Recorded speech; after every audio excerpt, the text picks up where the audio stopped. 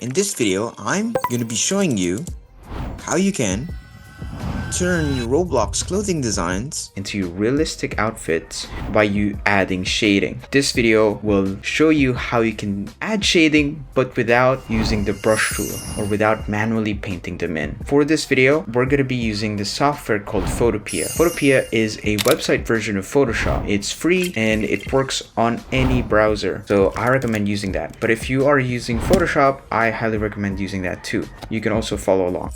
For this video, a couple of videos ago, I made a outfit and we're going to be reshading this suit right here. Oops. Drag that into Photopea. For this outfit, as you can see, I already added shading and we're just going to be deleting that. If you want to download this project file to follow along, it's in my Patreon. So we have this very basic outfit without any shading on. Now let's go ahead and make it pretty. For this, I'm going to be using the Ultimate Shading Pack. You can download it in my Patreon. Inside this pack, you're going to find 4 different files. The first file we can go through here is for wrinkles. These are for t-shirts, fabrics, cotton fabrics. The next pack has silk. Silk pack is specifically designed for suits like this, which we're going to be using for this video. And the third file has the tension pack. These are specifically made for leather outfits. I'm just going to be making a video on this a little bit later, but for now, let's focus on the silk pack. This one, the final pack, is specifically made for denim.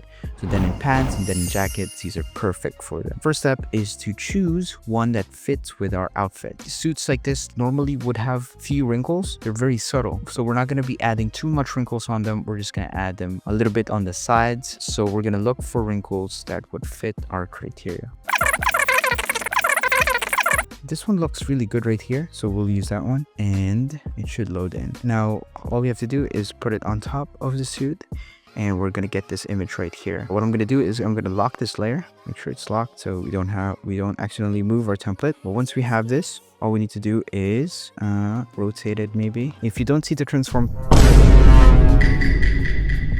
controls, you just have to press this one up here. But once you have it rotated in, we can resize it a little bit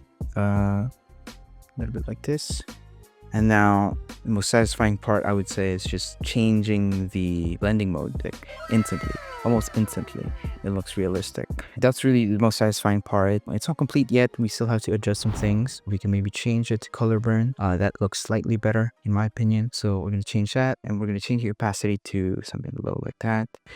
And as you can already see, it looks very, very realistic already with very, very little effort. So that's really good. We can resize it a little bit more. We can also warp it if we need to. If we're not satisfied with the wrinkles are placed, we could just go to image, edit? Yeah, edit, transform, and then warp.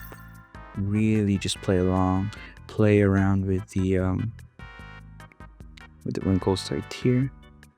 And it's just like that. It already looks really good. To remove the excess parts, we can just use the mask. I'm going to show you why in a bit. If you turn on the mask here and then you get the brush tool, you can just press B for the brush tool and then make sure that your size is a little bit big and the hardness is set to 0 and then the color is set to white. What that's going to do is we can paint in the wrinkles wherever we want. To do that, we have to invert the mask by pressing Command or Control I while we have the mask selected right here on the layers tab, and then we can just paint in the shading like this, revealing parts of the shading as we paint along it. And really just makes it look really pretty. And with just that, it's super straightforward. We didn't really put too much effort in them. Pretty straightforward. Just like that, we already have a really good looking suit. And here's a quick time lapse of me repeating the same process for the other parts of the suit.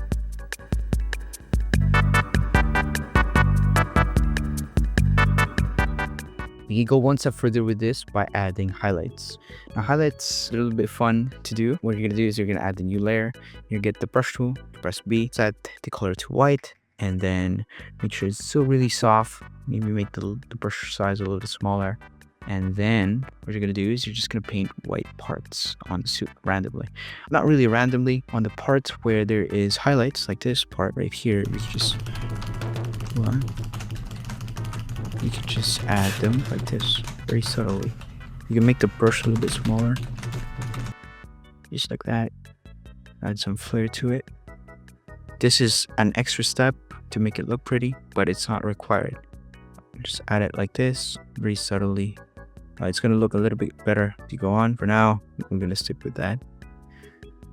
And just keep adding a little bit of highlights wherever there is high light hitting on the fabric. You could also add one right here. You just follow the guide. And then once you're happy with that, next step is to make it look better. And the way to do that is to first change the blending mode to something like screen maybe, or overlay. Yeah, overlay looks really good.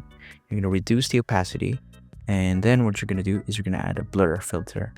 You're gonna go to blur and then hit Gaussian blur, and you just play around with the slider.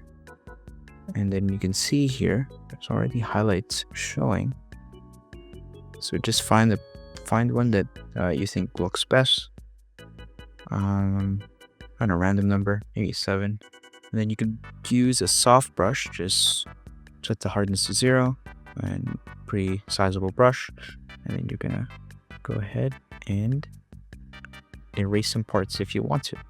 That's pretty much it. Very subtle detail. If you want to add it to test out your design and see how it looks like on the avatar, there's a software you could use. First, we have to save our image first. We'll go ahead and save as a PNG. It's going to go download it in your computer.